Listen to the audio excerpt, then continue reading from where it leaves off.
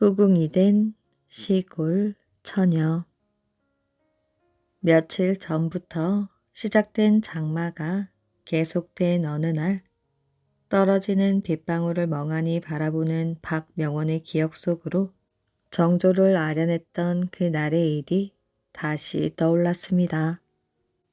과인의 나이가 아직 어린데 무엇이 그리 급하다고 일이 서두르시는지 모르겠소. 전하, 그리 생각하시면 아니되옵니다. 어서 후사를 보셔야 왕실이 안정되는 법이옵니다. 그는 정조의 혼인을 성사시키고자 간곡히 말하였습니다.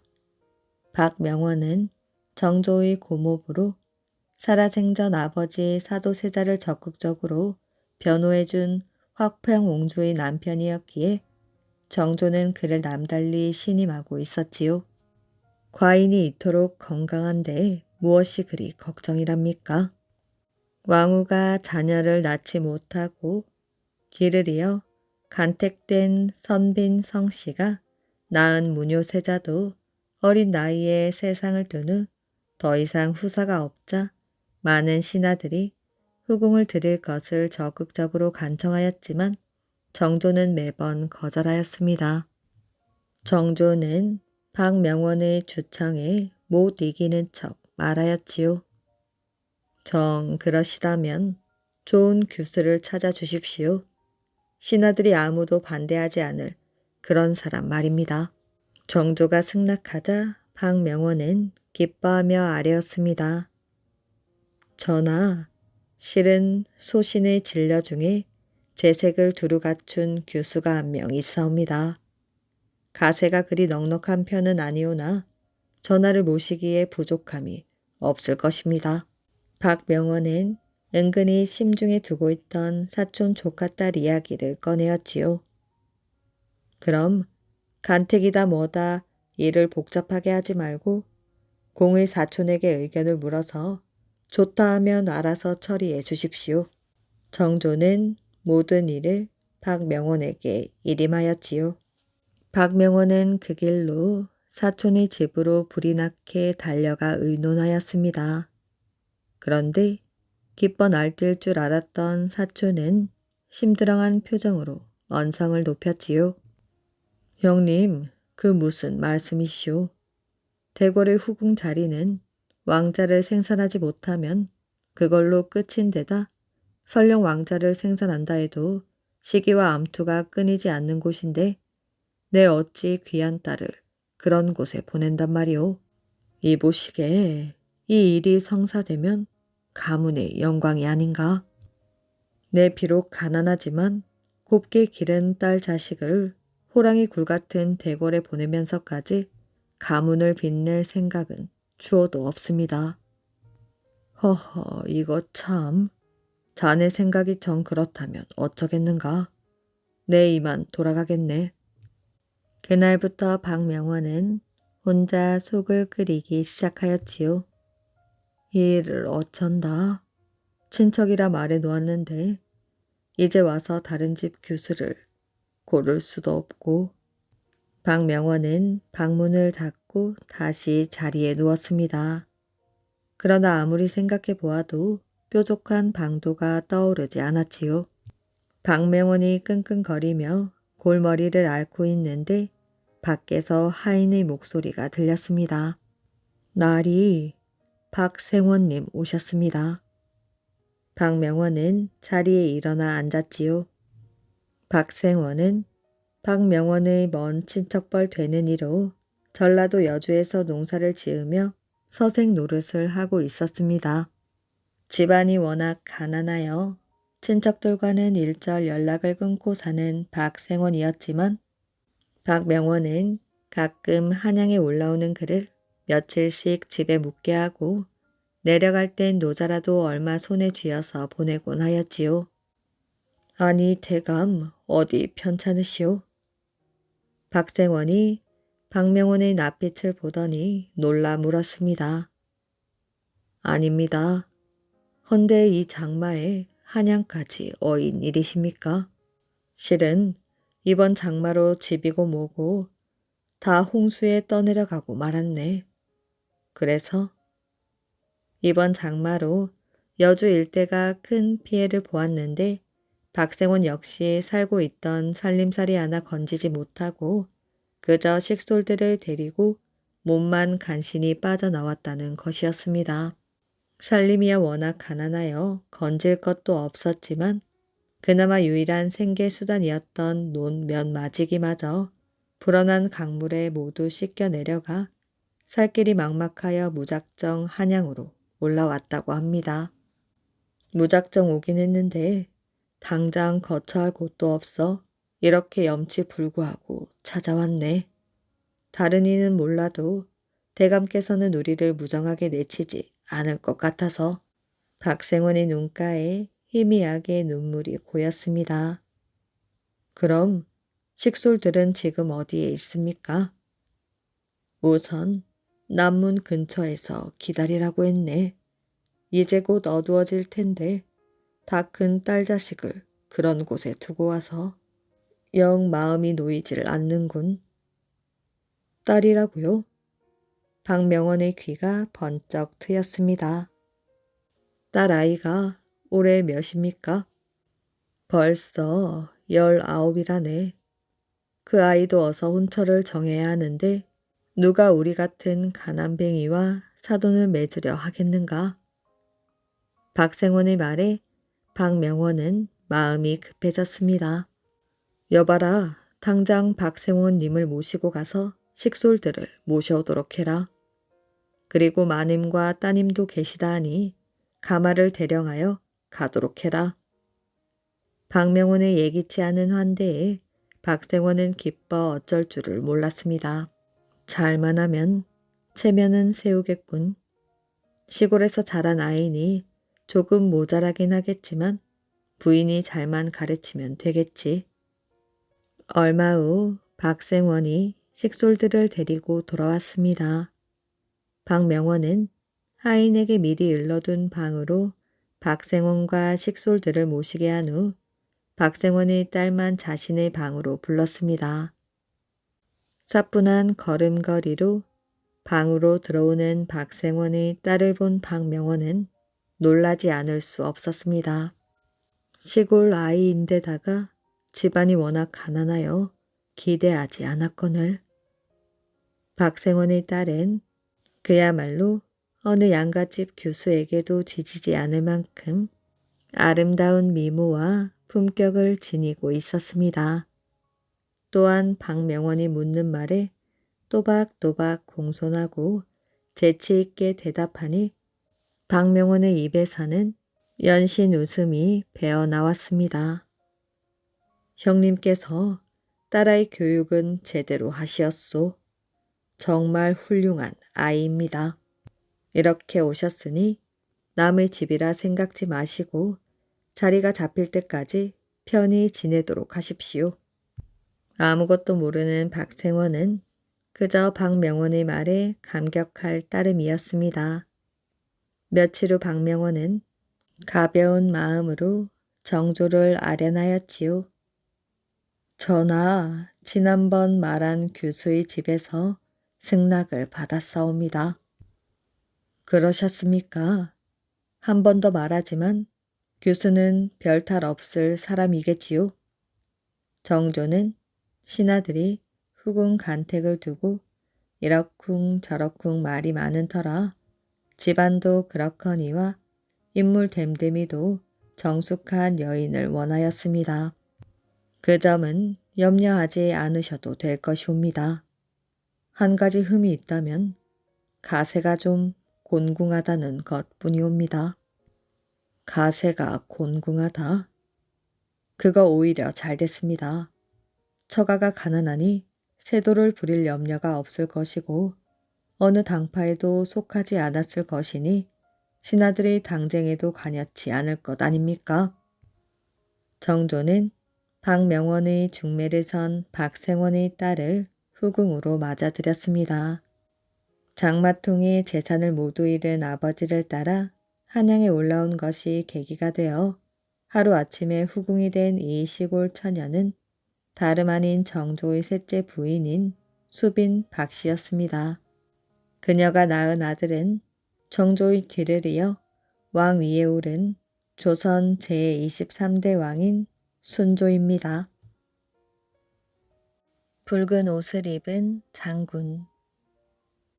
곽재우는 밤새 호랑이를 쫓아 산속을 달렸으나 호랑이가 굴 속으로 들어가 버리자 난감하였습니다. 지금까지 쫓아온 것이 아쉬워 굴 속을 이리저리 살펴보았으나 워낙 어두워 아무것도 보이지 않았지요. 곽재우는 아쉬움에 발길이 떨어지지 않았으나 어찌할 도리가 없었습니다. 산을 내려가 고단한 몸을 쉴 곳을 찾았지요. 곽재우는 이곳이 어디인지 알 수 없었습니다. 주위를 두리번거리며 산을 내려가던 곽재우는 산 골짜기에서 모락모락 피어나는 연기를 발견하고는 무작정 그쪽으로 발길을 옮겼습니다. 곽재우는 살인문 앞에서 큰 소리로 주인을 불렀지요. 이보시오, 주인장 계시오. 잠시 후 부엌에서 하얀 소복을 입은 처자가 나오더니 조심스레 밖을 살피며 물었습니다. 리시오. 곽재우는 처자에게 산속에서 길을 잃었다며 잠시 쉬어갈 수 있도록 해달라고 부탁하였지요. 밖에 누가 오셨는가? 처자의 대답도 듣기 전에 방 안에서 몸집이 거대한 사내가 나오며 말하였지요. 곽재우는 그 사내가 범상치 않은 인물임을 한눈에 알아차렸습니다. 그는 사내에게 지난밤 일을 설명하고는 잠시 쉬어가기를 청하였지요. 호랑이를 문경에서 이곳 울진까지 쫓아오다니 재주가 비상하구려. 사내의 말에 곽재우는 깜짝 놀랐습니다. 자신도 모르게 어느새 울진까지 왔던 것입니다. 그놈은 원래 중국 산동성의 태산에서 살다가 이곳까지 온 100년 묵은 백호입니다. 사내는 원래 중국 사람으로 자신의 아버지가 유명한 포수였는데 그만 그 백호에게 목숨을 잃어버린 것이지요. 그래서 원수를 갚고자 백호를 잡으러 쫓아다니다가 울진에 있는 이 산속의 동굴에 자리를 잡은 것을 알고 그 또한 산골짜기에 집을 지어 살고 있었습니다. 사내는 그동안 수차례 백호와 겨루었으나 서로 힘이 비슷하여 어느 한쪽도 승부가 나지 않아 지금까지 허송세월만 보내고 있었습니다. 사내는 말을 마치자 곽재우에게 도와달라고 청하였지요. 곽재우는 겸손하게 사내의 정을 사양하였습니다. 부탁이라는 것은 다름이 아니라 그저 내가 백호와 싸우고 있을 때 형씨께서 바위 뒤에 숨어 있다가 한 번만 큰 소리로 호통을 쳐주시면 그거면 됩니다. 호통이라고요? 그렇소. 나머지는 다 내가 알아서 처리하겠습니다. 곽재우는 사내의 부탁이 그리 어려운 일이 아니라는 생각에 그렇게 하기로 하였습니다. 두 사람은 아침을 먹고 곧 백호가 있는 동굴로 가보았지요. 곽재우는 바위 뒤에 숨어서 사내가 하는 것을 바라보았습니다. 사내는 먼저 굴 속을 향해 무어라 큰 소리를 지르며 손에 든 창으로 동굴 안쪽의 바위 벽을 두들겨 대었습니다. 잠시 후 굴 속에서 거대한 몸집의 백호가 나오더니 사정없이 사내를 향하여 날카로운 이빨을 드러내며 덤벼들었지요. 사내는 연신 창을 휘둘러 대었고 백호는 날렵하게 몸을 굴려 자신을 찌르려는 창을 이빨로 물고 흔들어 대었습니다. 곽재우는 바위 뒤에서 호통칠 생각조차 까맣게 잊고 싸우는 모습을 넋을 놓고 바라보기만 하였지요. 잠시 후 백호는 지쳤는지 어슬렁어슬렁 굴 속으로 자취를 감추어 버렸습니다. 곽재우는 그제야 사내가 부탁한 것이 생각이 났지요. 미안하오. 내가 그만 싸우는 모습에 정신이 팔려 호통치는 것을 잊었소. 괜찮소. 오늘은 백호와 싸우는 것을 처음 보았으니 그러하셨을게요. 그러나 내일은 꼭 호통치는 것을 잊지 마시오. 다음 날 다시 사내와 백호의 싸움이 시작되었습니다. 하지만 이번 역시 곽재우는 입이 떨어지지 않아 호통은커녕 숨도 제대로 쉬지 못하였지요. 내가 사람을 잘못 보았구려. 그깟 호통치는 것이 그리 어렵단 말이오. 내 내일은 꼭 호통을 치리다. 이거 참 대장부의 체면이 말이 아니구려. 아니오. 내가 잠시 화를 참지 못하고 큰 소리를 냈구려. 미안하오. 허나 내일은 꼭 부탁하오. 다음날 곽재우는 단단히 마음을 먹고 사내와 백호의 싸움을 지켜보았습니다. 싸움이 어느 정도 진척될 무렵 곽재우는 바위 뒤에서 뛰쳐나와 큰 소리로 호통을 쳤습니다. 네, 이놈. 그러자 백호는 곽재우에게 고개를 돌렸습니다.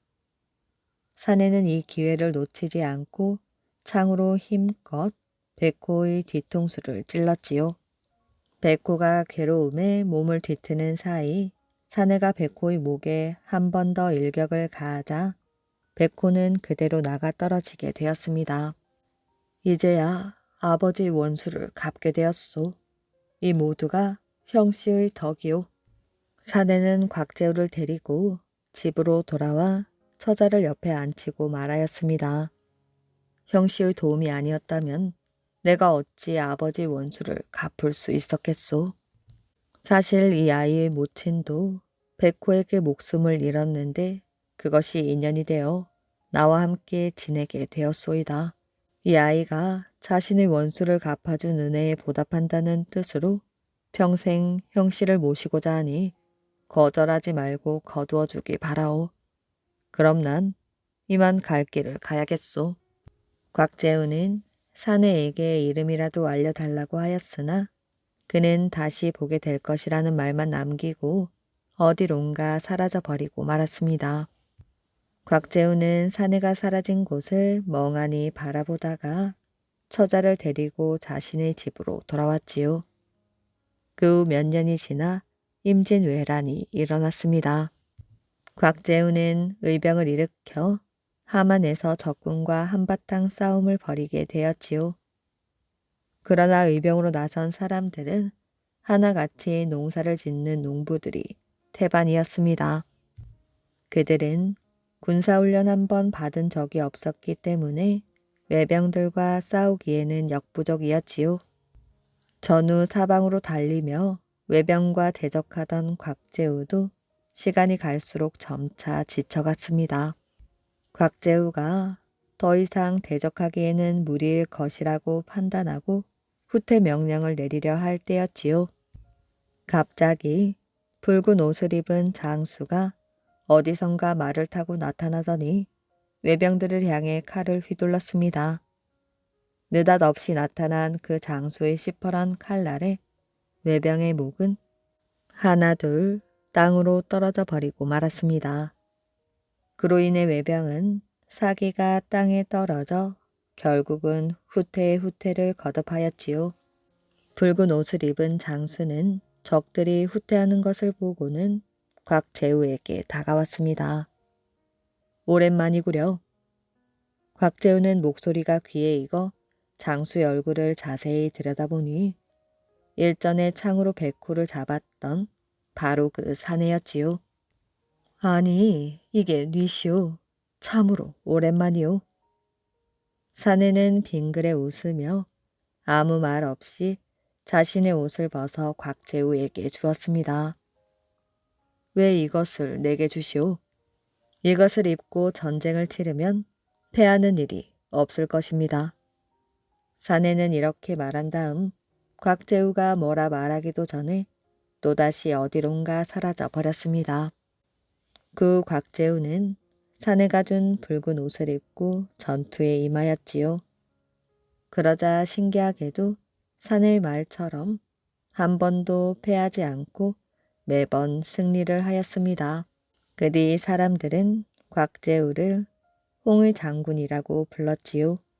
그는 임진왜란이 끝나자 나라에서 부르는 것도 사양하고 자신의 식솔들을 데리고 울진으로 내려가 그곳에서 남은 일생을 보냈다고 합니다. 바뀐 사위. 옛날 어느 시골 양반이 딸을 하나 두었습니다. 이 시골 양반은 딸이 하나이니 시집이나 잘 보내주어야겠다고 보찜을 싸 가지고 사윗감을 고르러 다녔지요. 그러다 어느 날 서당에 들어가 하룻밤을 쉬게 되었습니다. 그런데 글방의 아이들 중에서 아주 잘생긴 아이를 하나 발견하고 마음에 들어 글방 선생에게 자기의 심중을 털어놓았습니다.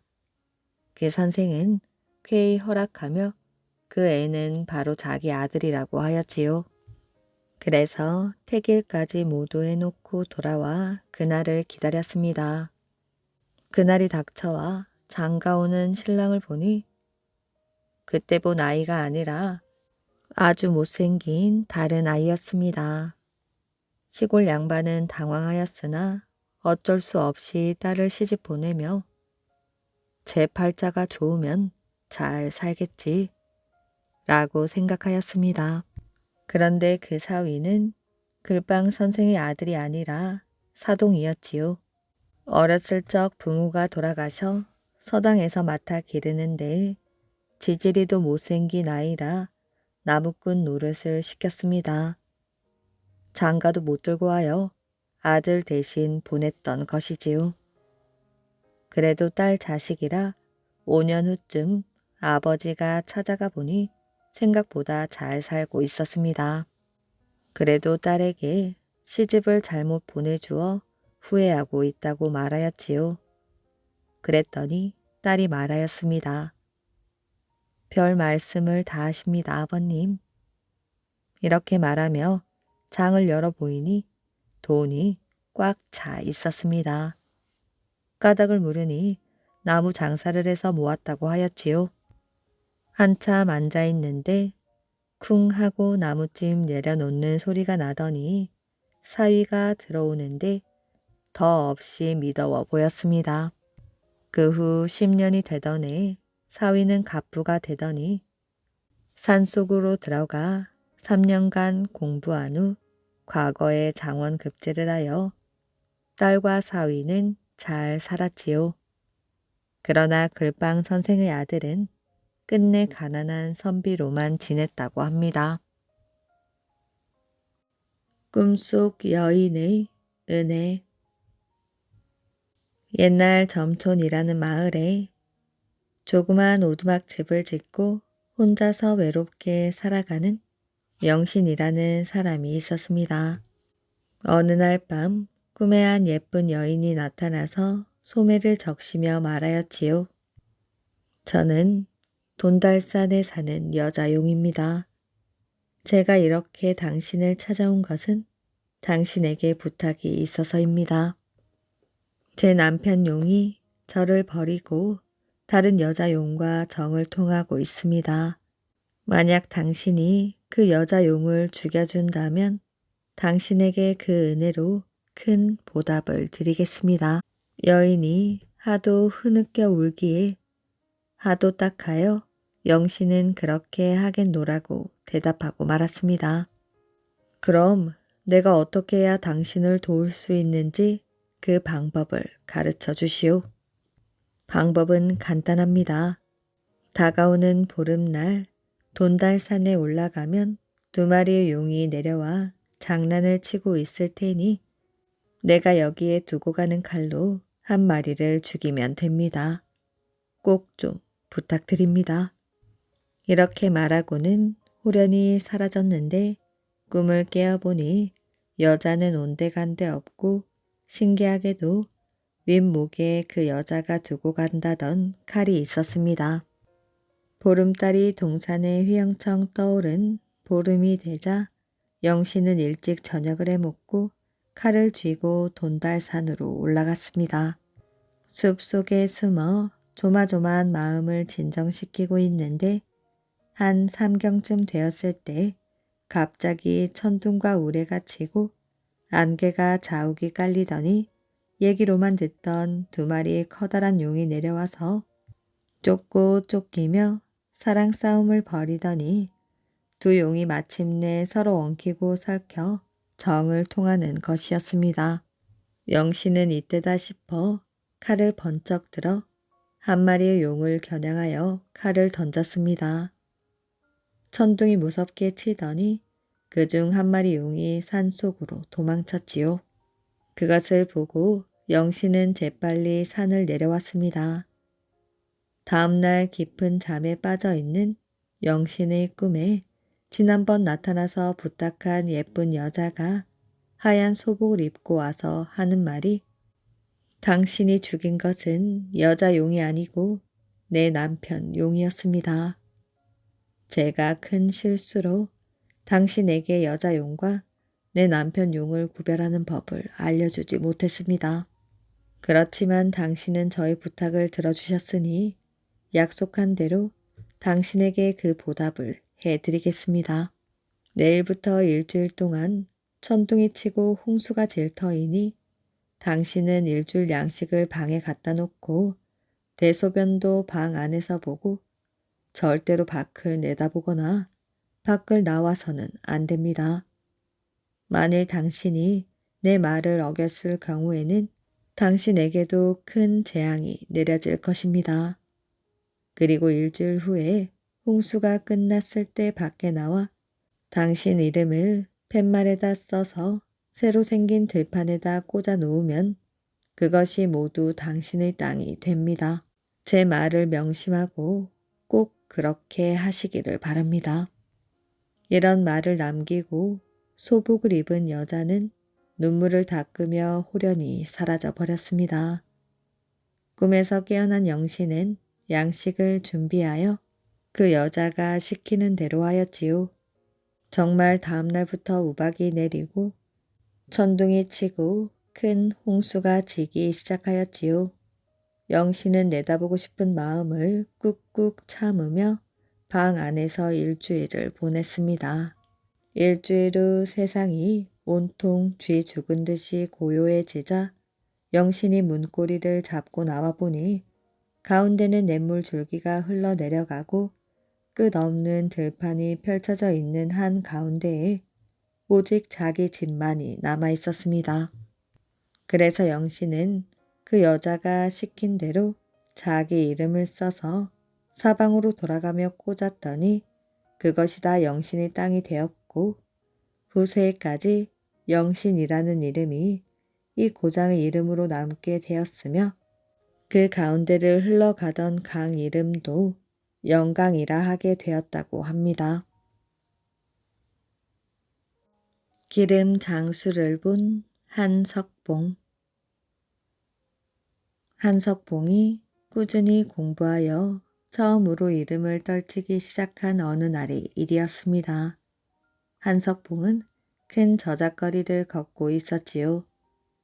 그가 어느 기름 가게 앞을 지나가려 할 때였습니다. 기름병을 든 한 소년이 참기름 조금만 주셔요 하고 외쳤습니다. 한석봉은 저도 모르게 발걸음을 멈추었지요. 기름을 사려면 가게 안에 들어가야 할 텐데 소년은 밖에서 기름집 높은 다락을 쳐다보며 소리를 질렀기 때문입니다. 그러자 다락의 창문이 열리더니 주인의 얼굴이 쑥 나타났지요. 그래 알았다. 하지만 지금은 바쁘니 네가 거기서 받아다오. 기름집 주인은 어지간히 커다란 기름 항아리를 바깥쪽으로 번쩍 쳐들었습니다. 대체 어쩔 요량일까? 한석봉은 호기심이 솟았습니다. 그래서 길에 선 소년과 다락 위의 주인을 번갈아 쳐다보았지요. 이윽고 주인이 항아리를 기울이자 소년은 기름병을 떠받쳤습니다. 다음 순간 세상에 보기 드문 광경이 벌어졌지요. 높이가 3길이나 되는 다락 위에서 항아리 주둥이를 흘러 쏟아지는 기름이 마치 한 오르의 실처럼 되어 곧장 기름병 좁다란 주둥이 속에 빨리듯이 들어가는 것이 아니겠어요. 그리고 기름병에 거의 찼을 무렵 그것이 가위로 잘리듯 뚝 끊어졌는데도 놀랍게도 기름 한 방울도 땅에 흘러 떨어지지 않았습니다. 위에서 주인이 이젠 됐다, 가거라 하면서 모습을 감추고 아래에서는 소년이 기름값은 외상이어요 하더니 쪼르르 달려갔습니다. 한석봉은 한동안 입을 다물지 못하였지요. 무슨 요술이라도 구경한 듯한 기분이었습니다. 곧 참 놀라운 솜씨로구나. 그 높은 곳에서 한 방울도 흘리지 않다니. 이만저만한 연습을 안 하고서는 도저히 엄두도 못 낼 일이다. 저 주인에 비하면 나는 아직 멀었구나. 한석봉은 똑같은 생각을 몇 번이고 되풀이했습니다. 한낱 기름 장수의 일이지만 이 정도까지 될 때에는 얼마나 공을 쌓았는가 하고 자신의 글씨 솜씨를 새삼 미숙한 것으로 깨닫게 되었던 것입니다. 이 날부터 한석봉은 문을 닫고 들어앉아 다시 글씨 공부를 시작하였지요. 소년 시절보다 몇 곱이 되는 결심과 노력이었습니다. 뒷날 한석봉이 마침내 천하의 명필로 이름을 떨친 것은 어머니의 덕과 이 기름 장수에게서 얻은 깨달음이 큰 밑바탕이 되었다는 이야기입니다. 농부와 기장나무. 옛날 어느 마을에 농부가 살고 있었습니다. 봄이 되자 농부는 밭을 갈고 기장을 심었지요. 기장이란 수수와 비슷한 곡류입니다. 기장을 심은 지 며칠이 지나서 농부는 알아누워 버렸습니다. 봄이 지나고 여름이 되어도 농부의 병은 낫지 않았지요. 밭에 풀이 가득할 텐데. 농부가 밭일 걱정을 하고 있을 때 다른 사람들은 밭에 나가 김을 메고 또 김을 메었습니다.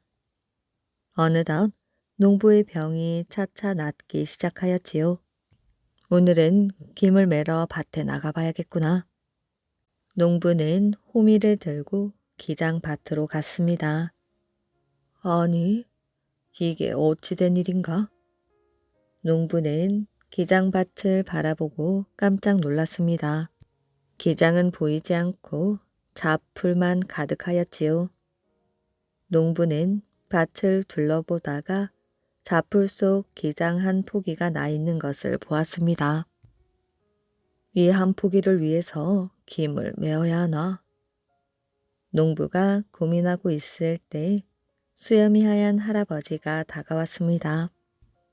이복에 무슨 일로 그렇게 서 있는가? 할아버지, 제가 몸이 아파 돌보지 않았더니 이렇게 되었습니다. 김을 메어야 할지 놔두어야 할지 모르겠습니다. 나는 기장 할아버지라네. 곡식도 사람의 정성을 알고 있으니 한 포기라도 잘 가꾸어 보게. 노인은 이렇게 말하고는 풀 속을 헤치며 사라졌습니다. 농부는 호미를 들고 밭에 가득한 풀을 뽑기 시작하였지요. 등에서는 땀이 나고 허리가 아팠지만 쉬지 않고 김을 메었습니다. 기장밭에는 한 포기의 기장만 남게 되었습니다. 농부는 거름을 가져다 주고 물도 주며 정성껏 가꾸었지요.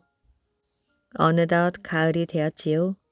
마을 사람들은 곡식을 거두기 위해 밭으로 갔습니다. 농부도 마을 사람들 뒤를 따라 기장밭으로 갔습니다.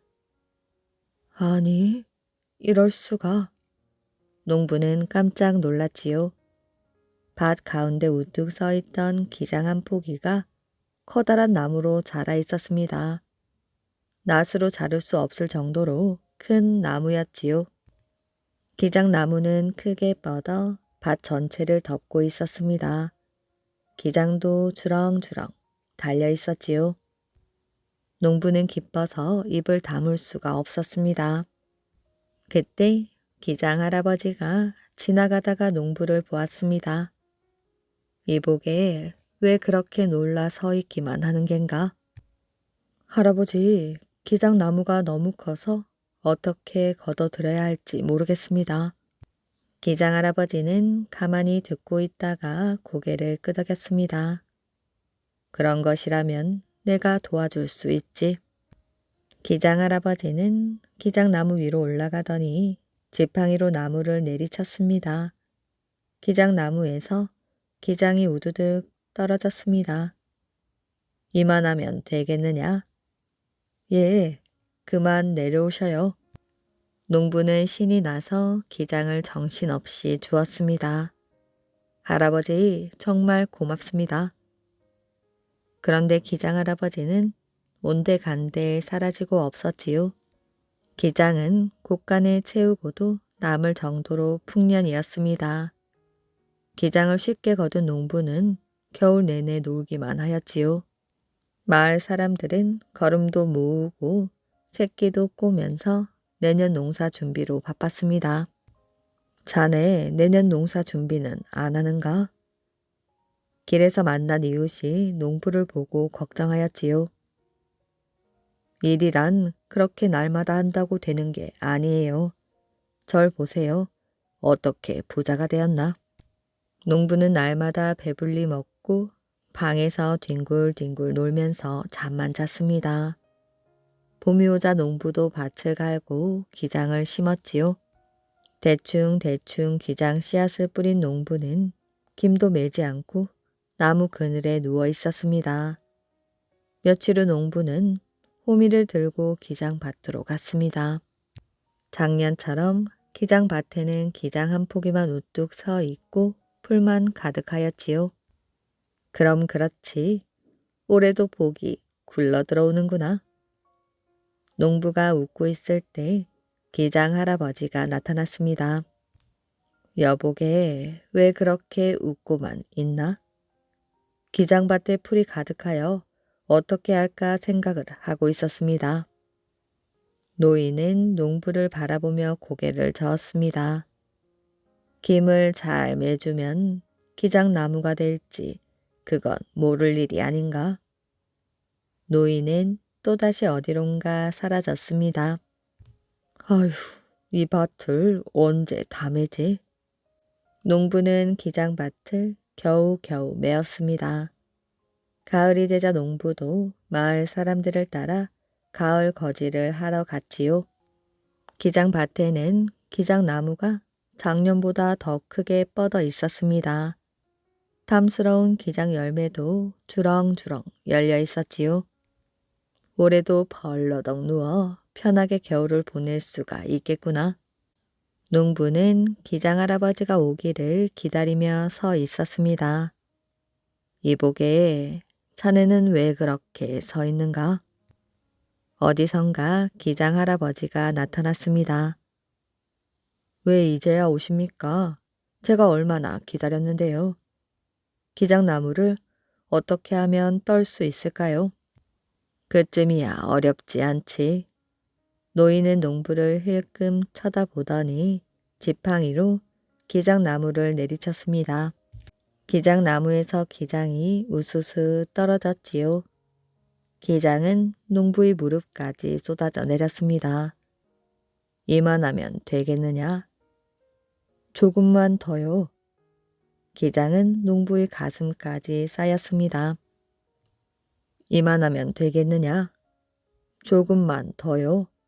농부는 신이 나서 외쳤지요. 기장은 쌓이고 쌓여 농부의 키보다 더 높이 쌓였습니다. 그만하셔요.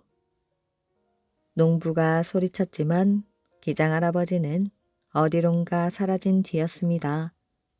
농부는 마을을 돌아다니며 여기저기에서 달구지를 빌렸지요. 여보시오, 농사는 나처럼 짓는 것이오. 내일 다들 나를 따라오시오. 다음날 농부는 달구지를 가지고 기장밭으로 갔습니다. 마을 사람들도 농부의 기장밭으로 갔지요. 농부의 기장밭에는 기장 열매가 아니라 모래가 산 더미처럼 쌓여 있었습니다. 외초리를 맞은 아내. 옛날 어느 마을에 가난한 선비가 살았습니다. 너무 가난했던 선비는 집안에 있는 물건을 팔아서 먹을 것을 샀습니다. 이제 집 안에 남은 것이라고는 솥 하나뿐이었지요. 그러나 선비는 책을 많이 읽어 덕과 지식이 높았습니다. 언제나 옳은 일에는 자신의 뜻을 굽히지 않았지요. 선비가 사는 이웃에는 욕심 많은 농부가 살았습니다. 논과 밭도 많고 넉넉한 살림이었지만 늘 욕심을 부렸습니다. 그래서 탐나는 것이 있으면 훔쳐서라도 자신의 욕심을 채웠지요. 마을 사람들도 농부에게 손가락질을 하였습니다. 어느 날 농부는 이웃 선비 집으로 솥을 훔치러 갔습니다. 숨을 죽이고 주위를 두리번거렸지요. 이때 선비의 아내가 부엌에서 죽을 쑤어 그릇에 담고 있었습니다. 죽이라지만 쌀알이 거의 없는 멀건 죽이었지요. 그것도 그릇의 반 정도밖에 되지 않았습니다. 아내는 그것을 소반에 정성껏 받쳐들고 방으로 들어왔습니다. 농부가 부엌으로 들어가 솥을 떼어내려고 할 때였지요. 선비와 아내의 목소리가 들려왔습니다. 부인, 우리 집에는 양식이 없는 줄 알았는데 이게 웬 죽이요? 조금밖에 끓이질 못했어요. 반 그릇밖에 안 되는걸요. 부인, 쌀이 어디서 났소? 부인, 쌀이 어디서 났느냐고 묻지 않소? 선비는 화가 나 버럭 소리를 질렀습니다. 왜 대답이 없으시오? 혹시 어디서 훔쳐온 것이오?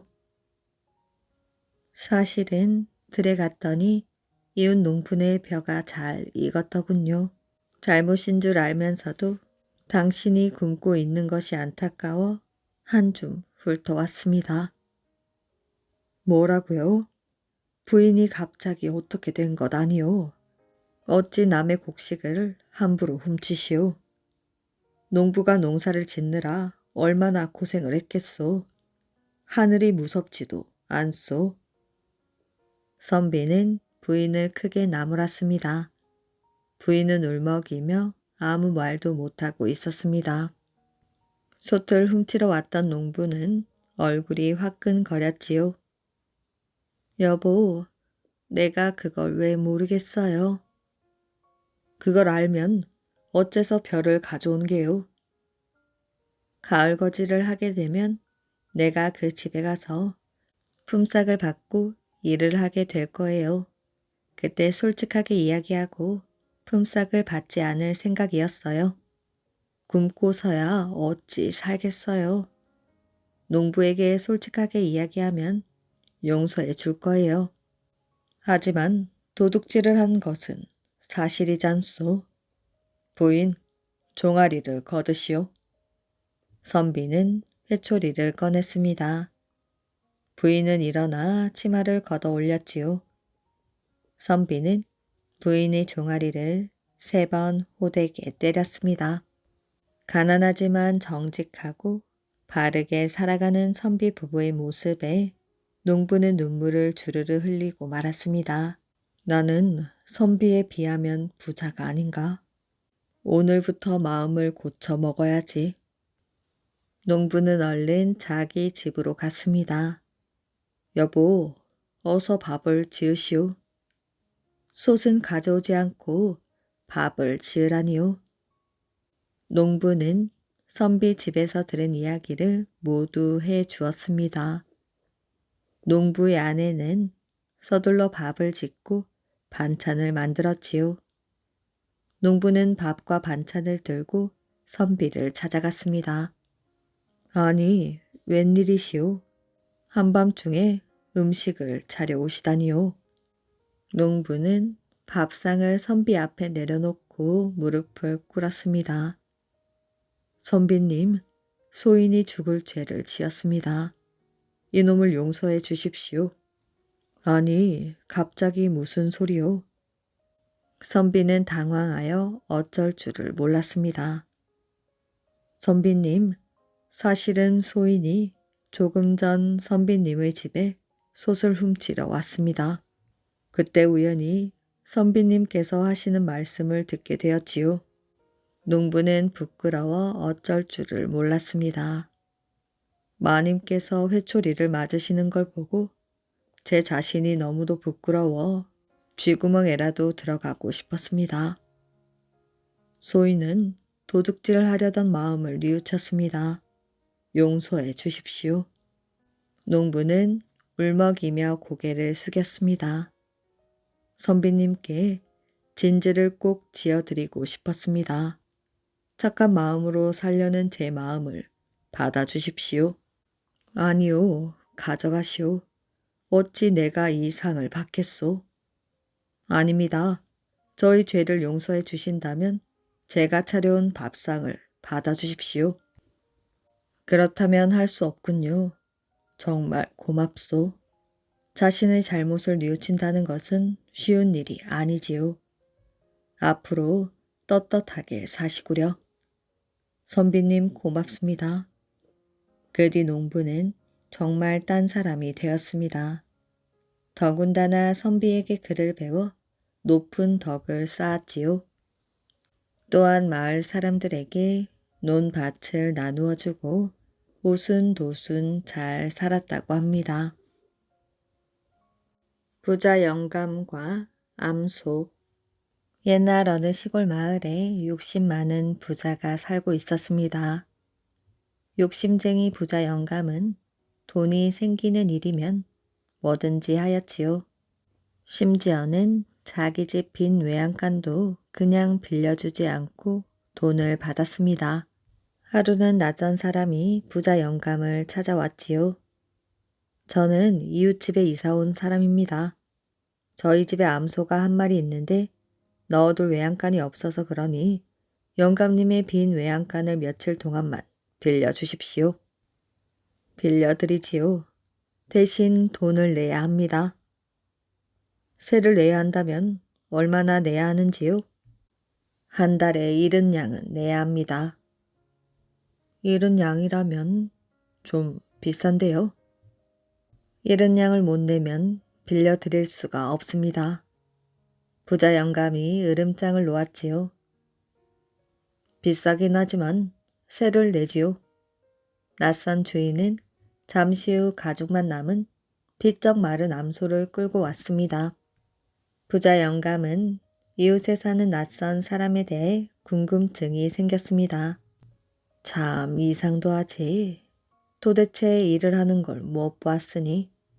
암소 주인은 낮에는 빈둥빈둥 놀고 밤에도 쿨쿨 잠을 잤습니다. 그런데도 옷 입는 것, 먹는 것은 다른 부자들보다 더 좋았지요. 혹시 저 사람이 도둑이 아닐까? 우리 집 재산을 노리고 일부러 이사를 온 것이 아닐까? 부자 영감은 가슴이 철렁하였지요. 부자 영감은 암소 주인의 집으로 가려고 밖으로 나왔습니다. 그때 마침 암소가 있는 외양간에서 불빛이 비치고 있었습니다. 부자 영감은 외양간으로 가보았지요. 소야 소야 금돈을 놔라. 암소 주인이 외양간에 있는 소 등을 쓰다듬으며 중얼거렸습니다. 잠시 후 암소는 똥을 쌌습니다. 주인은 암소의 똥 무더기를 헤집어 금돈을 꺼내었지요. 주인은 금돈에 묻은 것을 닦아 호주머니에 넣었습니다. 아유, 착하기도 하지. 금돈 낳는 우리 착한 소야. 암소 주인은 암소의 등을 어루만져 주고는 외양간을 나가버렸습니다. 부자 영감은 꿈을 꾸는 것 같았지요. 세상에나 소가 금돈을 낳다니. 그 다음 날도 그 다음 날도 틀림없이 마른 암소가 금돈을 낳았습니다. 부자 영감은 밤에도 잠이 오지 않았습니다. 두 눈으로 금돈을 낳는 마른 암소를 보았으니 자꾸만 금돈이 아른거렸지요. 어느 날 밤 암소 주인이 다녀간 후 부자 영감은 제일 살찐 소를 마른 암소와 바꾸어 놓았습니다. 다음 날 마른 암소 주인이 달려왔지요. 이보시오. 외양간을 새 주는 척하더니 내 소를 훔쳤소. 왜 남의 집 금덩어리 같은 귀한 소를 감추었소? 얼른 원님에게 갑시다. 암소의 주인은 화가 나서 펄쩍 뛰었지요. 부자 영감은 원님에게 가자는 말에 겁이 덜컥 났습니다. 이거 보시오. 정말 미안하오. 내가 원하는 대로 해줄 테니 용서해 주시오. 부자 영감은 쩔쩔맸습니다. 그렇다면 5,000냥을 내놓으시오. 5,000냥이요? 부자 영감은 입을 떡 벌렸습니다. 싫다면 원님에게 갑시다. 당신이 암소를 훔친 걸 알면 그보다 더한 벌을 내리실 테니까. 부자 영감은 할 수 없이 5,000냥을 주었습니다. 암소의 주인은 5,000냥을 받은 후 살찐 소까지 끌고 이사를 가버렸지요. 그런데 이상하게도 암소 주인이 떠난 뒤부터 마른 암소는 금돈을 낳기는커녕 얼마 지나지 않아 죽고 말았습니다. 몇 년 뒤 부자 영감은 한양에 볼 일이 있어 가게 되었지요. 마침 한양에서는 금돈 낳는 소 때문에 재판이 벌어지고 있었습니다. 부자 영감은 옛날 생각이 나서 재판을 구경하였지요. 농부의 옷차림을 한 사람이 사또를 향해 말했습니다. 저는 분명히 이 사람이 쇠똥 속에서 금돈을 꺼내는 것을 보았습니다. 그래서 이 사람의 마른 암소와 저희 집 살찐 소를 바꾸었지요. 그런데 마른 암소가 금돈을 낳는다는 것은 새빨간 거짓말이었습니다. 아닙니다. 이 사람은 지금 생사람을 잡고 있습니다. 이 사람은 남몰래 저희 집 암소와 자기 집 살찐 소를 바꿔놓은 도둑놈입니다. 그렇다면 마른 암소가 금돈을 낳는다는 것은 어찌된 일이냐? 사또가 궁금하여 물었습니다.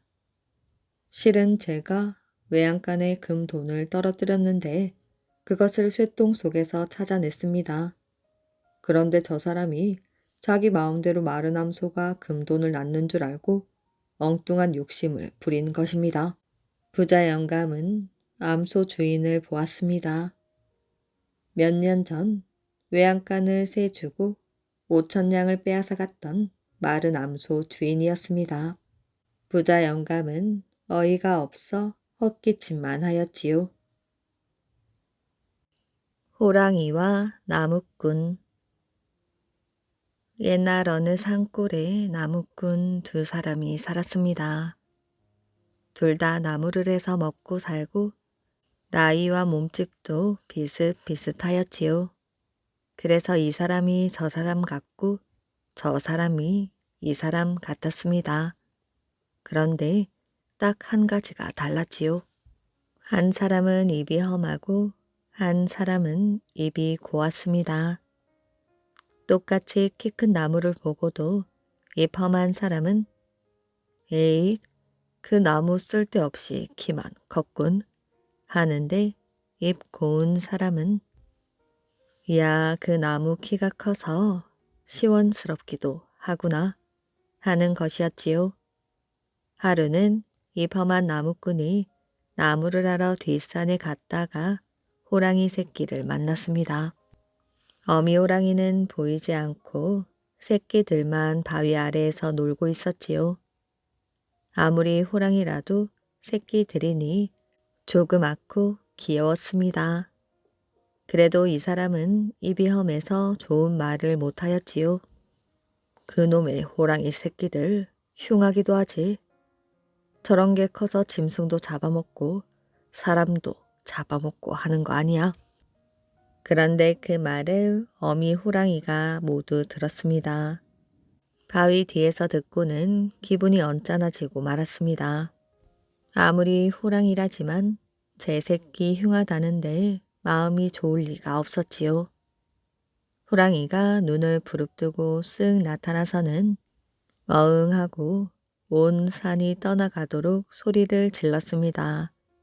그 바람에 나무꾼은 그만 깜짝 놀라 걸음아 날 살려라 하고 도망을 쳐버렸지요.